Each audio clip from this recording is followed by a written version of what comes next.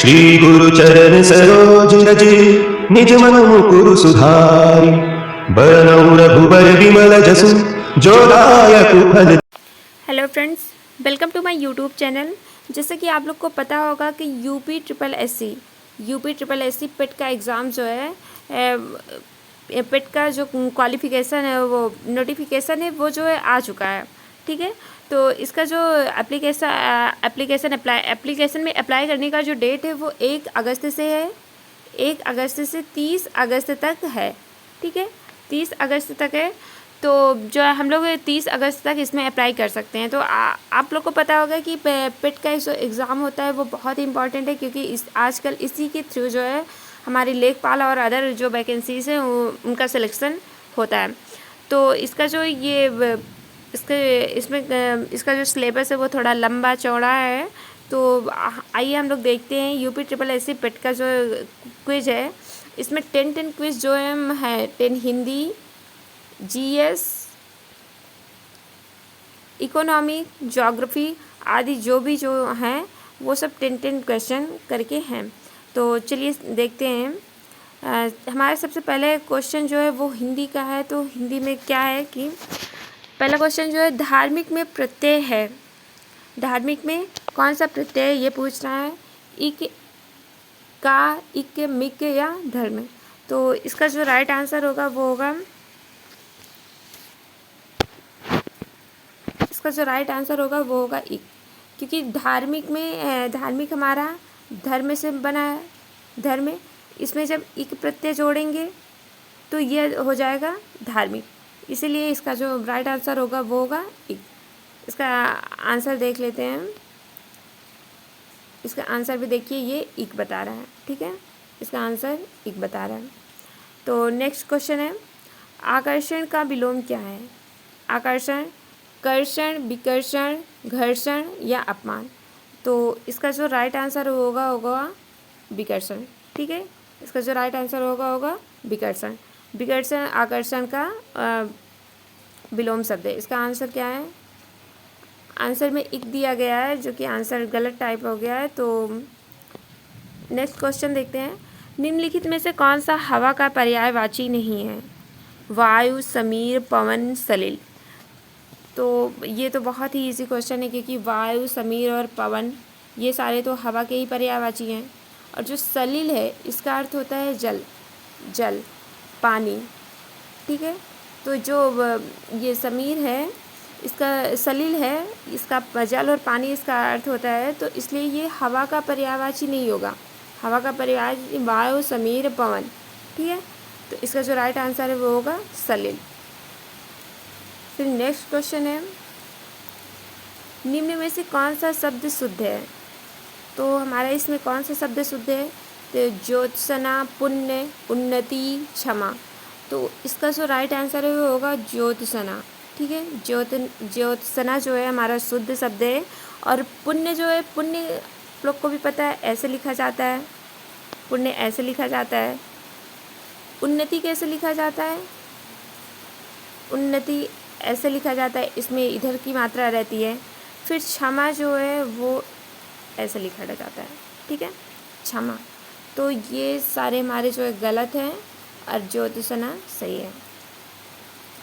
फिर next question है, निम्न में कौन सा वाक्य शुद्ध है। अब इसमें शुद्धिकरण करना है, तो कौन सा वाक्य शुद्ध है। ऑप्शन ए है, मैं घर जाना है। ये तो कोई वाक्य नहीं, इसका अर्थ जो है अटपटा है। मैंने घर जाना है, ये तो छोटे बच्चे जैसे बोलते हैं। मुझे घर जाना है, मैंने घर जाने हैं। तो इसका राइट आंसर जो होगा वो होगा मुझे घर जाना है। फिर नेक्स्ट है, अपव्यय का अर्थ होता है। अपव्यय का अर्थ क्या होता है, खर्च करना, कम खर्च करना, अधिक खर्च करना या फिजूल खर्च करना। तो देखिए अपव्यय है ना, व्यय का तो खर्च करना हो गया। मित व्ययी होता है जो कम खर्च करता है। और अपव्यय क्या अर्थ होता है, फिजूल खर्च करने वाला। ठीक है, तो ये सारे ऑप्शंस गलत हैं और इसका राइट आंसर जो होगा फिजूल खर्च। इसका जो आंसर है, आंसर क्या है, फिजूल खर्च। ठीक है, फिर नेक्स्ट क्वेश्चन है, निम्न में से कौन सा विदेशी शब्द है। मयूर, ये तो संस्कृत वर्ड है, तत्सम है। और मयूर का तद्भव होगा मोर। मयूर का तद्भव क्या होगा? मोर होगा। मीन, वचन, मध्य। वचन भी संस्कृत का शब्द है और मध्य भी संस्कृत का शब्द है। और ये जो मील है ये हमारा विदेशी शब्द है, ठीक है। तो इसका जो राइट आंसर होगा वो होगा मील। फिर नेक्स्ट क्वेश्चन है, कथा का बहुवचन क्या है? कथे, कथो, कथानक, कथाएं। तो कथे, कथो, कथानक, कथाएं, कथानक, कथे, कथो, कथानक, ये सारे तो कथा के बहुवचन नहीं है। तो इसका जो राइट आंसर होगा वो होगा ऑप्शन नंबर 4, कथाएं।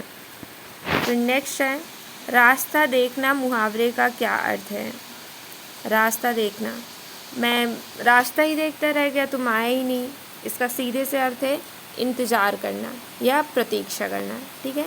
इसका राइट आंसर जो होगा वो होगा प्रतीक्षा करना। फिर नेक्स्ट है, निम्न में दंत्य वर्ण कौन सा है? देखिए दंत्य वर्ण, अगर हमारे जिह्वा से अगर दांत टकराता है तो वही दंत्य वर्ण है। सा से तो दांत टकरा रहा है। पा से होठ हो रहा है। टा से दांत नहीं टकरा रहा है। हा से भी दांत नहीं टकरा रहा है। तो इसका जो राइट आंसर वो होगा सा, ठीक है। फिर नेक्स्ट क्वेश्चन देखते हैं। अब देखिए ये आ गया जो है हमारा हिस्ट्री का क्विज आ गया, ठीक है। हिस्ट्री का क्विज आ गया और अब हिस्ट्री का देखते हैं। तो हिस्ट्री में सबसे पहला क्वेश्चन है, लोधी वंश का संस्थापक कौन था?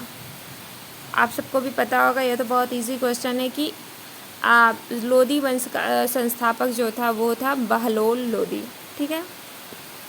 तो नेक्स्ट क्वेश्चन देते हैं, हल्दी घाटी की लड़ाई किनके बीच लड़ी गई थी?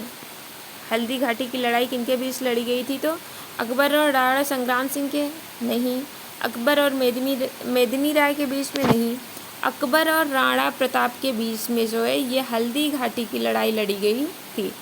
हल्दी घाटी की लड़ाई कब हुई थी? तो 1757 में, ठीक है। 1757 में अकबर और राणा प्रताप सिंह के बीच में हल्दी घाटी की लड़ाई लड़ी गई थी। फिर नेक्स्ट है, निम्नलिखित में से किसे भारतीय पुनर्जागरण का जनक माना जाता है? तो देखिए इसका जो राइट आंसर है वो होगा राजा राम मोहन राय। इन्होंने अपने समय काल में बहुत से सुधारों का बहुत से जो है जो ये जो राजा राम मोहन राय जी हैं, इन्होंने अपने जीवन काल में बहुत से सुधार किए थे। जैसे कि इन्होंने जो है उत्प्रेरित किया था लोगों को कि वो बहुपत्नी विवाह होता है या फिर विधवा सती प्रथा होती है या फिर बाल विवाह होता है, उन सब पे इन्होंने रोक लगाया था, ठीक है। तो इसीलिए इनको भारतीय पुनर्जागरण का जनक कहा जाता है। फिर नेक्स्ट है, मोतीलाल नेहरू और चित्तरंजन दास किस पार्टी के संस्थापक थे? तो मोतीलाल नेहरू और चित्तरंजन दास ये दोनों जो है स्वराज पार्टी के संस्थापक थे।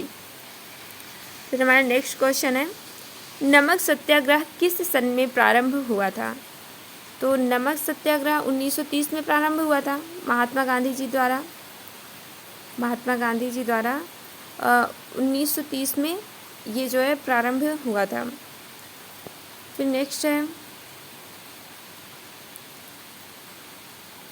अच्छा अब ये जो है ज्योग्राफी का जो है MCQs आ गया है।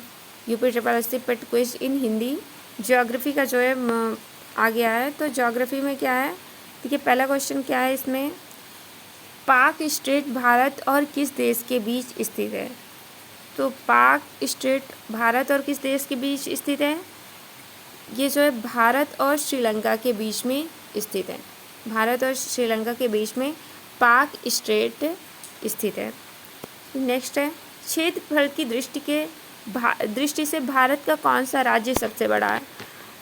कौन सा राज्य सबसे बड़ा है?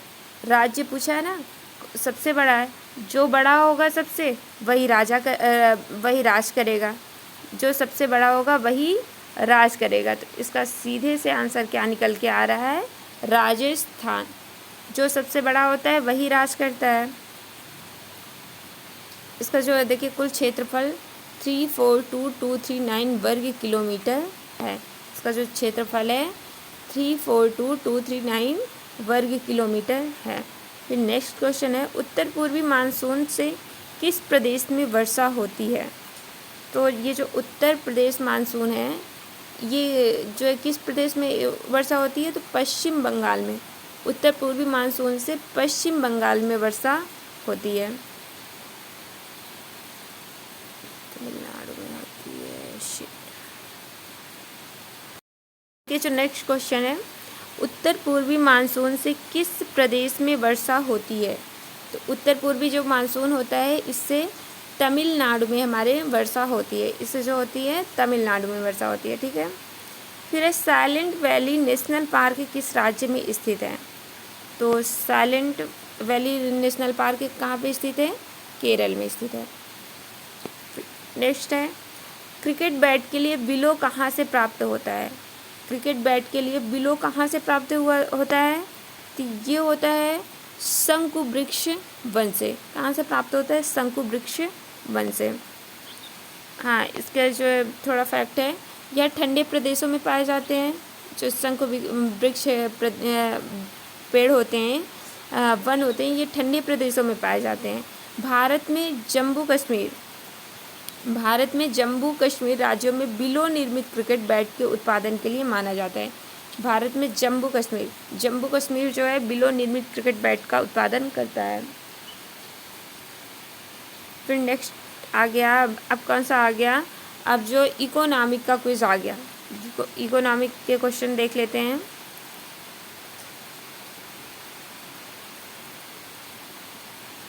फसल कर्ज के लिए बैंक को अदा किया गया ब्याज क्या कहलाता है?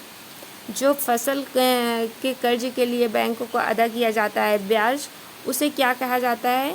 तो उसे कहा जाता है उपादान अदायगी। ठीक है, उसे क्या कहा जाता है? उपादान अदायगी।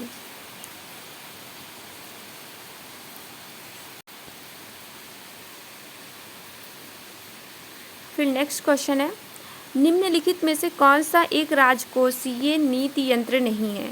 एक राजकोषीय नीति यंत्र नहीं है, तो इसका जो राइट आंसर होगा वो होगा क्रेडिट राशनिंग। क्रेडिट राशनिंग जो है एक राजकोषीय नीति का यंत्र नहीं है। फिर नेक्स्ट है, देखिए बताएं है क्रेडिट राशनिंग क्या है। क्रेडिट राशनिंग मौद्रिक नीति का एक अंग है जिसके माध्यम से साख नियंत्रण किया जाता है, जबकि कराधान, जन व्यय एवं लोक ऋण इत्यादि राजकोषीय नीति के अंग है। मतलब कि जबकि कराधान, जन व्यय, लोक ऋण इत्यादि ये सब जो है राजकोषीय की नीति हैं और क्रेडिट राशनिंग मौद्रिक नीति का एक अंग है। फिर निम्नलिखित में से कौन सा राष्ट्रीय आय का अंग नहीं है? तो राष्ट्रीय आय का अंग कौन सा नहीं है? तो इसमें जो है राष्ट्रीय आय का अंग क्या नहीं है? अंतरण भुगतान। अंतरण भुगतान जो है ये राष्ट्रीय आय का अंग नहीं है। अंतरण भुगतान क्या है? अंतरण अदायगियों का अभिप्राय पेंशन, बेरोजगारी भत्ता, सब्सिडी, राष्ट्रीय ऋण पर ब्याज आदि के रूप में भुगतान से है। ये सरकारी व्यय है, परंतु राष्ट्रीय में ये शामिल नहीं होते क्योंकि ये चालू वर्ष के दौरान उत्पादन प्रक्रिया में बिना कुछ जोड़े भुगतान किए जाते हैं। तो फिर इसका नेक्स्ट क्वेश्चन देख लेते हैं। एकाधिकार शब्द किससे संबंधित है? एकाधिकार संबंधी किससे संबंधित है? पूंजीवाद, समाजवाद, मिश्रित अर्थव्यवस्था या साम्यवाद? तो इसका जो राइट आंसर होगा वो होगा पूंजीवाद। एकाधिकार शब्द जो है पूंजीवाद से संबंधित है। फिर बड़ी फार्मों की कम संख्या वाले बाजार को क्या कहते हैं? एकदम सिंपल सा क्वेश्चन है कि बड़ी फार्मों की कम संख्या वाले बाजार को क्या कहते हैं? तो उसे कहते हैं अल्पाधिकार। ठीक है, अल्पाधिकार। जो बड़ी फार्मों की कम संख्या वाले बाजार होते हैं उन्हें अल्पाधिकार कहा जाता है। फिर हमारा नेक्स्ट क्वेश्चन है, अब देखिए ये आ गए साइंस के क्वेश्चन। साइंस के क्वेश्चन जो है आ गए हैं, तो इसका जो फर्स्ट क्वेश्चन है वो देख लेते हैं। मृगमरीचिका बनाने वाली प्रघटन को क्या कहते हैं?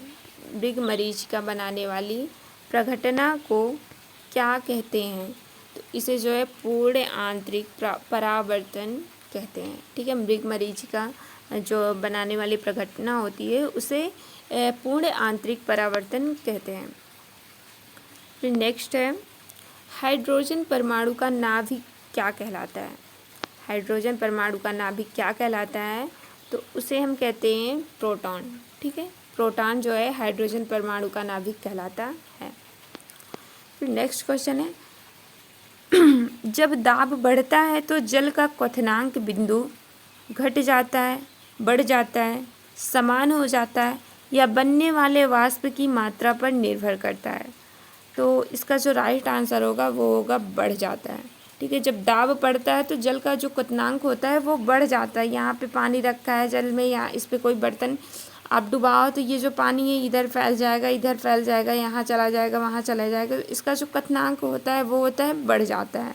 ठीक है, नेक्स्ट क्वेश्चन है, निम्नलिखित में से कौन सा प्रोटीन नाखूनों में पाया जाता है? तो ये तो निम्नलिखित में से कौन सा प्रोटीन नाखूनों में पाया जाता है? ऑप्शन है हिस्टेन, केराटिन, एक्टिन, इलास्टिन। तो जो हिस्टेन, केराटिन, एक्टिन और इलास्टिन है, हमारे एक्टिन, इलास्टिन और हिस्टेन गलत है, और जो केराटिन है, केराटिन, ये हमारा राइट आंसर हो जाएगा। राइट आंसर क्या होगा? केराटिन।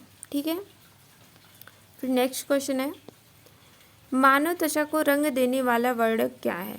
मानव त्वचा को रंग देने वाला वर्णक क्या है? इसका जो राइट आंसर होगा वो होगा मेलेनिन। मेलेनिन जो होता है वो हमारी त्वचा को रंग देता है। ठीक है, वही हमारी त्वचा को रंग देता है।